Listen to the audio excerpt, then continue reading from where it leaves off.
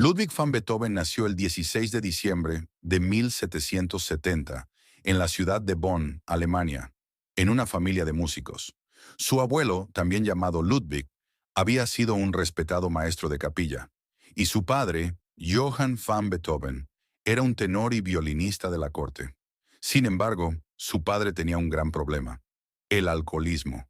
A pesar de sus fallas, Johann soñaba con convertir a su hijo en un niño prodigio, al estilo de Wolfgang Amadeus Mozart, quien ya deslumbraba a Europa. Desde muy pequeño, Beethoven fue sometido a un régimen de estudio extremadamente estricto. Se cuenta que su padre lo obligaba a tocar el piano durante largas horas, muchas veces golpeándolo si cometía errores. Incluso lo despertaba en plena noche para que practicara, lo que hizo que el pequeño Ludwig tuviera una infancia solitaria y dura. Sin embargo, este entrenamiento temprano ayudó a desarrollar sus habilidades musicales de forma prodigiosa. A los 7 años, Beethoven dio su primer concierto público en Colonia, aunque su padre, en un intento de hacerlo ver aún más prodigioso, mintió en los carteles diciendo que tenía 6 años. A los 10 años ya dominaba el piano y el órgano con una destreza impresionante, y a los 12 años publicó su primera composición, 9 variaciones sobre una marcha de Dressler. A pesar de su talento, la muerte de su madre en 1787 dejó a Beethoven devastado. Su padre cayó aún más en el alcoholismo, y Ludwig, con solo 16 años, tuvo que asumir la responsabilidad de mantener a sus hermanos. Para ello, trabajó como músico de la corte en Bonn. Fue en esa época cuando tuvo la oportunidad de viajar a Viena, donde conoció fugazmente a Mozart. La leyenda cuenta que Mozart, al escucharlo tocar, dijo: "Este joven nos dará mucho de qué hablar". Sin embargo, su estadía en Viena fue breve, ya que tuvo que regresar a Bonn debido a la enfermedad de su madre. No fue hasta 1792, con 21 años, que Beethoven se estableció definitivamente en Viena, ciudad que se convertiría en su hogar y en el escenario de su gloria. Allí estudió con Joseph Haydn, aunque su relación fue difícil, ya que Beethoven era testarudo y no siempre aceptaba las críticas.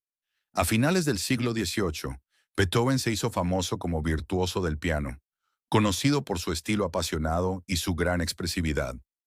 La aristocracia vienesa lo acogió con admiración, y aunque Beethoven despreciaba los títulos nobiliarios, aceptó el apoyo financiero de príncipes y duques que querían patrocinar su música. Sin embargo, a los 26 años, Beethoven comenzó a notar algo que cambiaría su vida para siempre.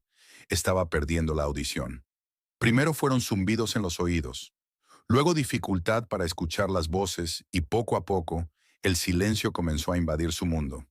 Desesperado, en 1802, escribió el Testamento de Heiligenstadt, una carta dirigida a sus hermanos, en la que confesaba su angustia y pensamientos suicidas debido a su sordera. Pero, en lugar de rendirse, Beethoven decidió desafiar su destino y seguir componiendo. A pesar de su sordera progresiva, Beethoven compuso algunas de sus obras más importantes. En 1804 presentó la Tercera Sinfonía, Heroica, originalmente dedicada a Napoleón Bonaparte, a quien admiraba por representar los ideales revolucionarios de libertad e igualdad.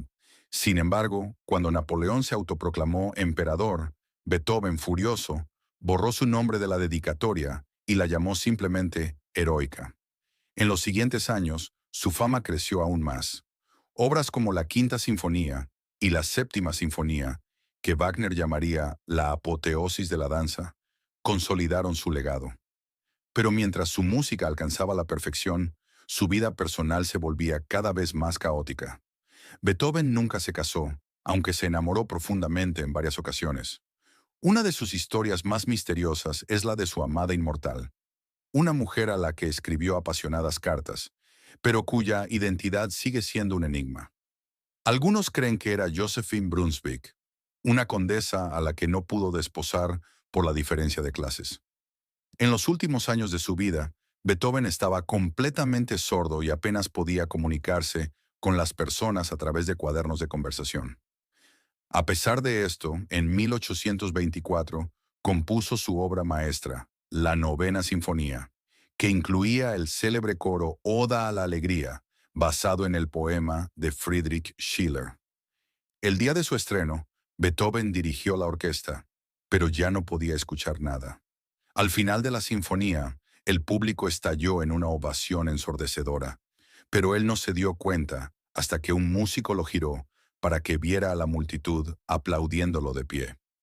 Fue un momento de gloria absoluta para el compositor que había vencido la sordera y el sufrimiento con su música.